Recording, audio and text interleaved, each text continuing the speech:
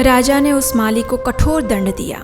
सैनिकों ने पकड़कर उसे बंदी गृह में डाल दिया और बस अब कल उसे मृत्यु दंड दिया जाने वाला था।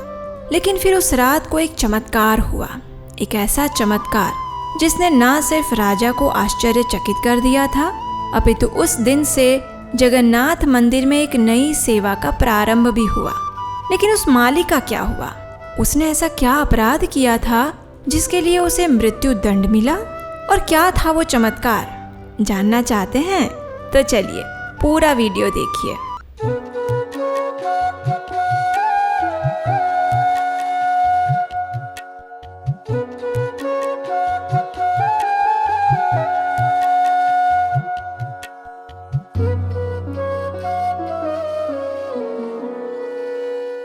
हरे कृष्णा। जगन्नाथ जी के विशेष भक्त राजा के सुंदर कथा की अगली कड़ी में आपका स्वागत है। प्रथम भाग में हमने देखा कि जब पुजारी जगन्नाथ जी का प्रसाद वस्त्र लेकर राजा के पास आते हैं तो राजा अपने खेल में व्यस्त होने के कारण उसका सम्मान नहीं कर पाते और बाएं हाथ से उसका स्वीकार करते हैं। जब उन्हें अपनी इस भूल का ध्यान आता है तो वे स्वयं को अपराधी मानते हुए अपना बायां हाथ काट देने का निर्णय लेते हैं। एक युक्ति करके वे मंत्री से अपना हाथ कटवा देते हैं और इस बात से अनजान मंत्री स्वयं को दोषी मानते हैं। राजा मंत्री को आश्वस्त करते हैं, लेकिन अपने प्रायश्चित स्वरूप मंत्री उस हाथ को जगन्नाथ वल्लभ उद्यान में सम्मान पूर्वक समाधिस्थ कर देते हैं। अब देखिए, जगन्नाथ मंदिर का नियम ये है कि वहाँ सेवा करने वाले किसी भी सेवक के शरीर का कोई भी अंग अगर त्रुटिग्रस्त हो जाता है तो वह व्यक्ति वहाँ सेवा नहीं कर सकता।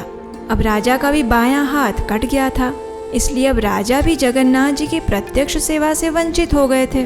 जगन्नाथ जी के विरह में अब राजा प्रतिदिन वल्लभ उद्यान में जाकर जगन्नाथ जी के लिए पुष्प और तुलसी पत्र चुनने की सेवा करने लगे। एक दिन वे जब उद्यान में टहल रहे थे तो उन्होंने एक दिव्य सुगंध की अनुभूति की। उन्हें लगा जैसे ये कोई दैव लोक से आने वाली सुगंध थी जो उन्हें अपनी ओर खींच रही थी। राजा उस सुगंध की दिशा में गए और वहां जाकर देखा तो उस स्थान पर एक अत्यंत सुंदर पौधा उगा हुआ था जिसकी डालियां अत्यंत सुंदर पुष्पों से लदी हुई थी। इन पुष्पों की सुगंध इतनी मधुर थी कि वह दूर दूर तक फैल रही थी और ऐसी दिव्य सुगंध युक्त पुष्प उन्होंने पहले कभी नहीं देखा था। ये देखकर प्रसन्न राजा ने वहां उपस्थित माली से पूछा, ये कौन सा पुष्प और पौधा है? तो माली ने हाथ जोड़कर राजा से कहा, हे राजन, मुझे क्षमा करें, लेकिन मुझे भी इस पौधे के विषय में कोई ज्ञान नहीं है। मैंने ऐसी दिव्य सुगंध वाला पुष्प पहली बार देखा है। ये कुछ दिनों पहले ही उगा है और संपूर्ण उद्यान में सबसे सुंदर और सुगंधित पुष्प है। राजा को यह सुनकर आश्चर्य हुआ। उन्होंने माली से कहा, ठीक है, कोई बात नहीं। इस पौधे का अच्छे से जतन करो, उसका विशेष ध्यान रखो और याद रहे इस पौधे के पुष्प और डालियां कोई भी ना तोड़े। अब देखिए, राजा इस पुष्प को जगन्नाथ जी को अर्पित करना चाहते थे, लेकिन जब तक उस पुष्प के विषय में ज्ञान ना हो तब तक कैसे अर्पित कर सकते हैं। इसलिए राजा माली को विशेष आदेश देकर चले गए। और ऐसी ही रोमांच से भरी हुई कथाएं हमारे उपनिषदों में हैं। अगर आप उसे सुनना चाहते हैं तो हम आपके लिए एक बहुत ही इंफॉर्मेटिव ऐप लेकर आए हैं। उसका नाम है कुकू FM। यहाँ आप टेल्स फ्रॉम वेदास एंड उपनिषद इस किताब को सुन सकते हैं। इसमें उपनिषद से लिए हुए प्रसंगों का वर्णन अर्थ सहित किया गया है। वास्तव में कुकू FM इंडिया का लीडिंग ऑडियो शो प्लेटफॉर्म है, जहाँ 10,000 से भी ज्यादा ऑडियो शोज हैं। और सबसे पहली बार हम आपके लिए इसके सब्सक्रिप्शन में 50% ऑफ लेकर आए हैं। यानी अगर आप हमारा कूपन कोड उपदेश 50 यूज करके कुकू FM ऐप डाउनलोड करते हैं तो पहले महीने में आपको 99 रुपए का सब्सक्रिप्शन सिर्फ 49 रुपए में मिलेगा। और आप तो जानते ही हैं कि कुकू FM ऐप विश्व का सबसे तेज गति से ग्रो करने वाला ऑनलाइन ऑडियो प्लेटफॉर्म है, जिसके 2.5 मिलियन से भी ज्यादा पेड सब्सक्राइबर्स हैं। तो अगर आप अपना स्क्रीन टाइम कम करना चाहते हैं तो इस स्कैन कोड से भी आप डाउनलोड कर सकते हैं। अगले दिन जब राजा उस उद्यान में आए तो उन्होंने देखा कि उस पौधे की कुछ डालियां कटी हुई थी और पुष्प भी चुने हुए थे। ये देखकर राजा को अत्यंत क्रोध आया। उन्होंने माली को बुलाकर पूछा, किसने तोड़े ये पुष्प? मेरे मना करने के बाद भी किसने ये दुस्साहस किया? घबराए हुए माली ने कहा, राजन, मैं स्वयं हैरान हूँ कि आखिर इन पुष्पों की चोरी किसने की होगी।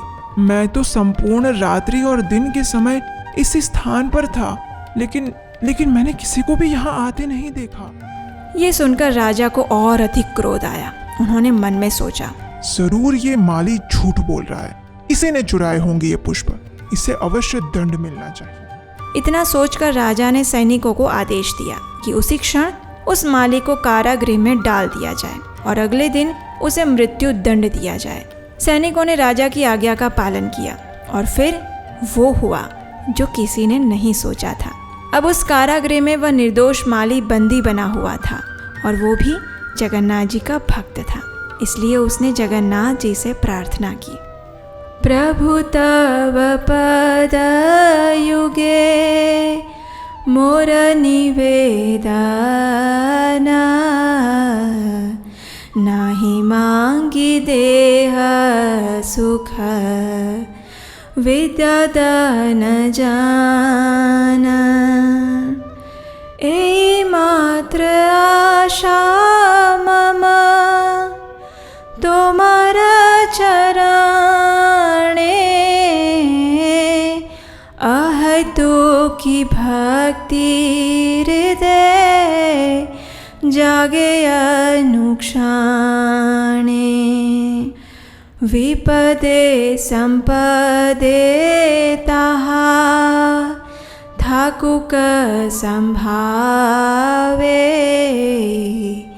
दीने दीने वृद्धि हो ना मेरा प्रभावे। प्रभु तव पद युगे मोर निवेदना, नाही मांगी देह सुख विद्या दान जाना। हे प्रभु, आप तो जानते ही हैं कि आपके चरणों की शरण लेकर मैं अपना दायित्व निष्ठापूर्वक निभा रहा था। इन पुष्पों की चोरी में मेरा कोई दोष नहीं है, लेकिन फिर भी कल मुझे उसका दंड मिलने वाला है। यदि आपकी यही इच्छा है तो मुझे आपकी ये इच्छा स्वीकार्य है। हे प्रभु, अब मेरे लिए आपको जो ठीक लगे वही आप करिए। अब देखिए, इतने करुणा भाव से निकली हुई प्रार्थना जगन्नाथ जी तक कैसे नहीं पहुंचेगी और वे अपने भक्त की रक्षा करने से पीछे कैसे हटेंगे। तो बस फिर उस रात्रि को हमारे प्यारे जगन्नाथ जी पहुंच गए राजा के स्वप्न में और वहां जाकर उन्होंने राजा को एक ऐसा रहस्य बताया जिसकी किसी ने कल्पना भी नहीं की थी।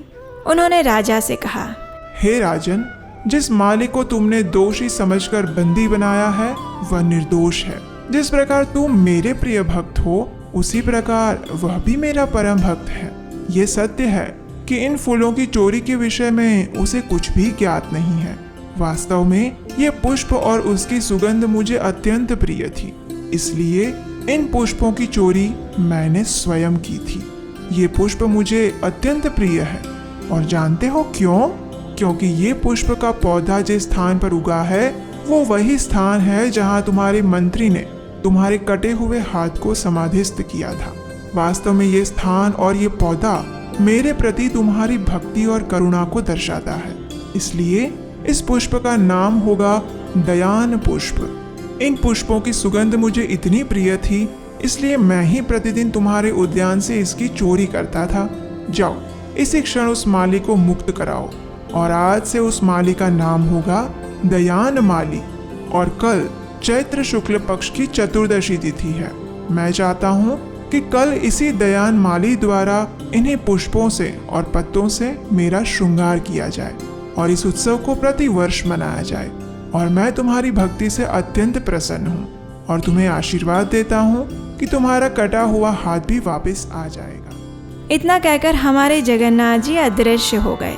राजा अचानक निद्रा से उठ गए। उनकी आंखों से अश्रु की धारा बह रही थी और उन्होंने देखा तो उनका हाथ वापस आ चुका था। उन्होंने उसी क्षण माली को कारागृह से मुक्त किया और उसका सम्मान किया।